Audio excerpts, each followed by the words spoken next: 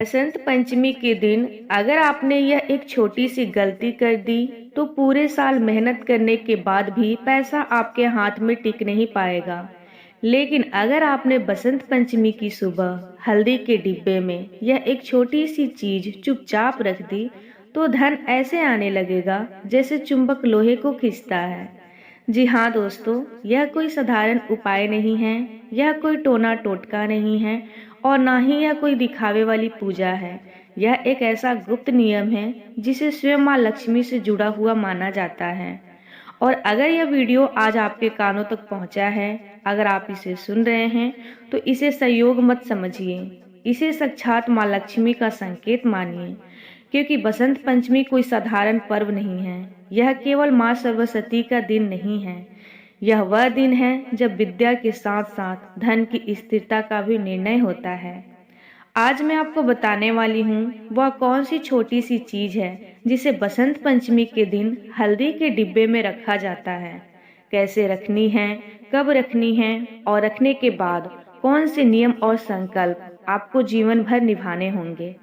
लेकिन दोस्तों, एक हाथ जोड़कर विनती है, इस वीडियो को शुरू से अंत तक ध्यान से देखिएगा, क्योंकि यह जानकारी आधी सुनी तो लाभ नहीं देंगी बल्कि उल्टा असर भी दिखा सकती हैं।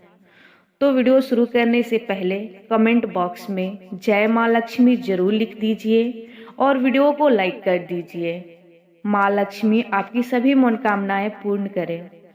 दोस्तों, आज इस उपाय की बात की जा रही है उसकी व्याख्या आपको किसी आम पुस्तक में नहीं मिलेंगी।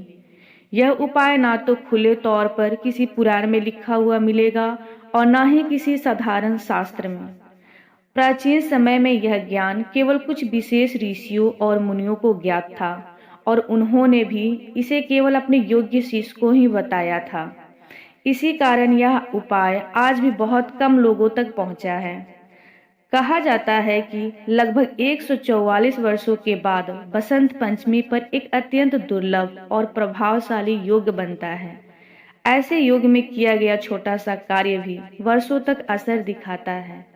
इसीलिए यह दिन केवल पूजा पाठ का नहीं बल्कि जीवन की दिशा बदलने का अवसर माना गया है।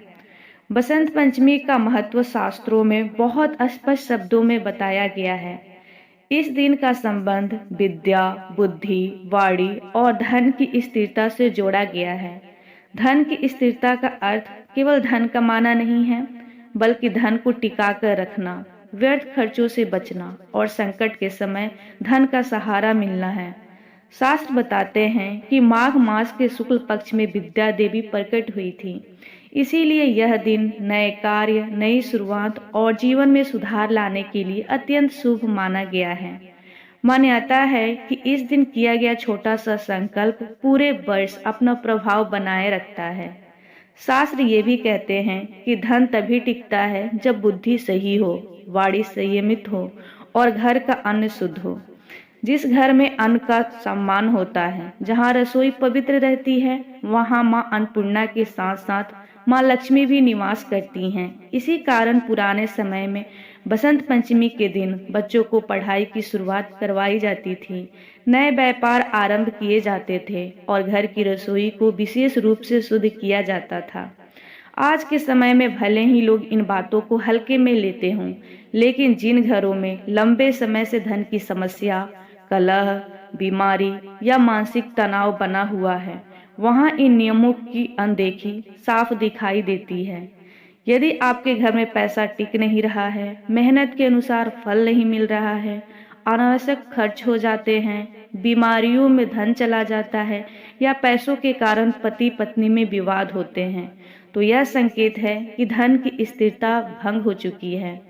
शास्त्रों में स्पष्ट कहा गया है कि जहां अन्न का अपमान होता है वहां लक्ष्मी नहीं रुकती और जहां अन्न का सम्मान होता है वहां आय कम होने पर भी कभी भयानक अभाव नहीं आता। इसी कारण रसोई को लक्ष्मी का अस्थायी स्थान माना गया है और रसोई में रखी जाने वाली हल्दी को केवल मसाला नहीं बल्कि पवित्र द्रव्य माना गया है। हल्दी भोजन को शुद्ध करती है और घर की नकारात्मक ऊर्जा को भी रोकती है। इसीलिए शास्त्रों में बताया गया है कि हल्दी को हमेशा ढककर साफ और सूखी जगह पर रखा जाए। हल्दी केवल सब्जी का रंग नहीं बदलती, हल्दी भाग्य की दिशा बदलने की क्षमता भी रखती है।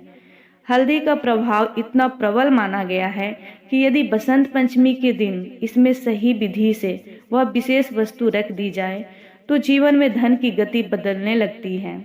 शास्त्रीय सोच के अनुसार जो वस्तु रोज के भोजन में जाती है वह सीधे घर के भाग्य से जुड़ जाती है और हल्दी लगभग हर घर के भोजन का हिस्सा होती है।